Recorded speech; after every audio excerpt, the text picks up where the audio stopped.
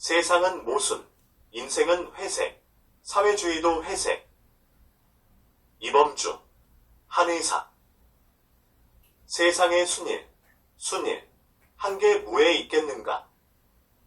서로 상반되는 요소들이 엉기고 섞이며 갈등하되 무언가를 유지하고 지향하면서 사는 게 인생이라고 생각한다. 가만히 보면 모든 게 그렇다. 생명현상도 삶의 요소와 죽음의 요소가 팽팽하게 긴장, 관계를 이루면서 유지되다가 어느 순간엔가 필연으로 삶의 요소가 기진 하고 죽음의 요소가 승리하면서 삶이 끝나는 것이 다. 그렇다고 진짜 끝나는 건 아니지만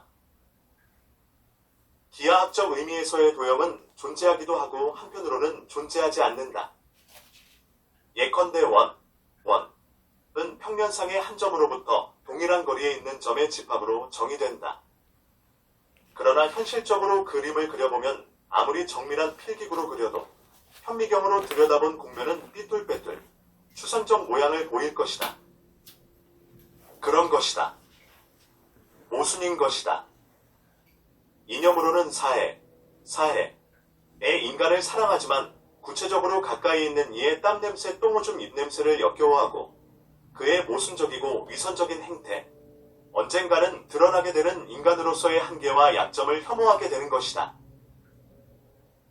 그럼에도 불구하고 추상으로서의 원은 존재하고 가까이 있는 사람의 모습을 혐오한다 한들 그의 추상적 인간에 대한 사랑과 그의 근거한 이념이 전적으로 기만과 위선이라 말할 수는 없다.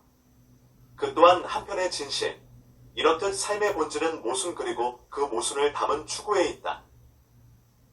한 사람의 삶도 이럴진데 옮긴 이 한 사회의 모습이야 말해서 무엇하겠는가? 여러 가지 상반되는 모순적 요소와 인간사의 갈등, 투쟁이 존재할 것이다. 사회주의 사회를 생각한다. 그곳에는 과연 이기심이 없고 사회가 요구하는 과업과 자신의 삶을 전적으로 일치시키는, 말하자면 경결한 혁명가 혹은 고상한 도덕만 존재할 것인가? 피가 뜨거워 사랑의 욕구를 억제할 수 없고 맛난 음식과 따뜻한 옷 쾌적한 주거 환경을 선호하는 몸이 있는데 어찌 그런 사람만 존재할 것인가? 당장의 1차적인 감각은 오로지 나만의 것이고 의무와 방위의 세계는 나의 감각을 넘어서야 가까이 할 수 있는 것이니 양자 사이의 갈등은 아마도 피할 수 없으리라. 어디 간들 그러지 않으리. 어쩔 수 없다. 삶의 조건, 인간의 조건이다. 자, 그렇다면 무엇으로 사회주의의 본질을 규정할 것인가? 내가 보기엔 두 가지다. 먹고 사는 대서의 핵심, 즉 생산수단을 개인의 소유가 아니라 사회적 소유로 유지하는가? 또 하나는 권력을, 혁명의 성과를 침탈하려는 외부 세력으로부터 보유하고 인민, 혹은 노동자의 이익을 옹호 관철하기 위해 행사하는가? 즉 인민독재를 실시하는가? 두 가지가 내가 보기에는 핵심이다. 과거의 소련은 엄청난 군사력과 산업생산력을 수중에 갖고도 외부의 침탈에 스스로 투항했으며 다당제를 허용함으로써 자본가들이 권력 쥐는 것을 스스로 허용했다. 그래서 그들은 망했다.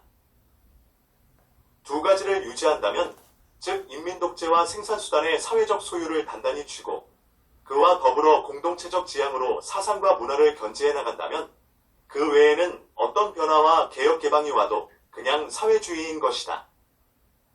나머지는 사소하니 마치 손오공이 하루 종일 날았어도 부처님의 손바닥 위인 것과 다를 바 없는 것이다. 자본주의도 마찬가지다.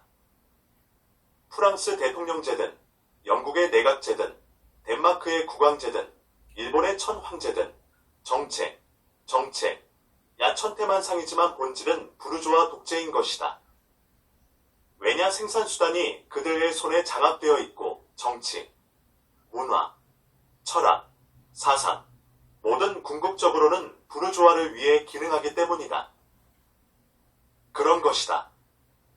세상에 순일, 한 건 없으니 서로 상반되는 요소들이 엉기고 섞이며 갈등하되 무언가 본질적으로 중요한 것을 유지하고 바람직한 가치를 지향하면서 제 깜냥대로 살다 가는 게 인생인 것이다. 사회도 뭐 크게 다를 바 없는 것이다. 현장 거광장 2020점 영호 제2호 영원한 승리의 그날까지 페스타라르 브이토리의 스림프에 타자 옮긴니 최성년